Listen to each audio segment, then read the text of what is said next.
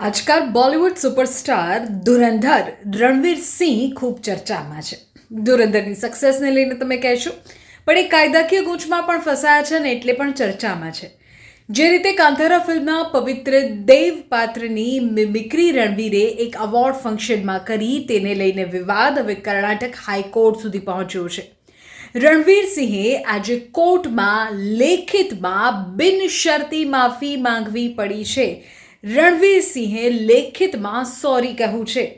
વિગતવાર વાત કરીએ તો ગયા વર્ષે ગોવામાં આયોજિત એક કાર્યક્રમમાં રણવીરે કાંતારા ફિલ્મના સીનની મિમિક્રી કરી હતી અને તે દરમિયાન ચામુંડી દેવને લઈને વિવાદાસ્પદ ટિપ્પણી કરી હતી.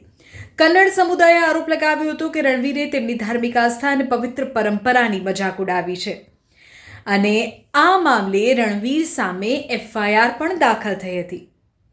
કર્ણાટક હાઈકોર્ટમાં ચાલી રહેલી સુનાવણી દરમિયાન જસ્ટિસ એમ નાગપ્રસન્નાએ કડક શબ્દોમાં કહ્યું કે સેલિબ્રિટીઝની સમાજ પર મોટી અસર હોય છે, તેથી તેમણે જવાબદારીપૂર્વક વર્તવું જોઈએ.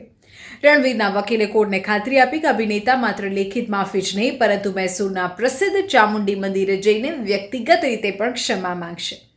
જોકે ફરિયાદી પક્ષે રણવીરની અગાઉ સોશિયલ મીડિયા માફીને માત્ર દેખાવ ગણવામાં આવી હતી, જેના કારણે કોર્ટે હવે સુધારેલું અને વધુ સ્પષ્ટ સોગંદનામું રજૂ કરવા આદેશ કર્યો છે.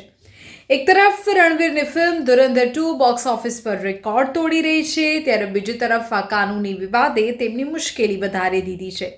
જોવાનું એ રહેશે કે 10 એપ્રિલની આ માફી બાદ કન્નડ સમુદાય અને કોર્ટ આ વિવાદનો કાયમી અંત લાવે છે કે કેમ.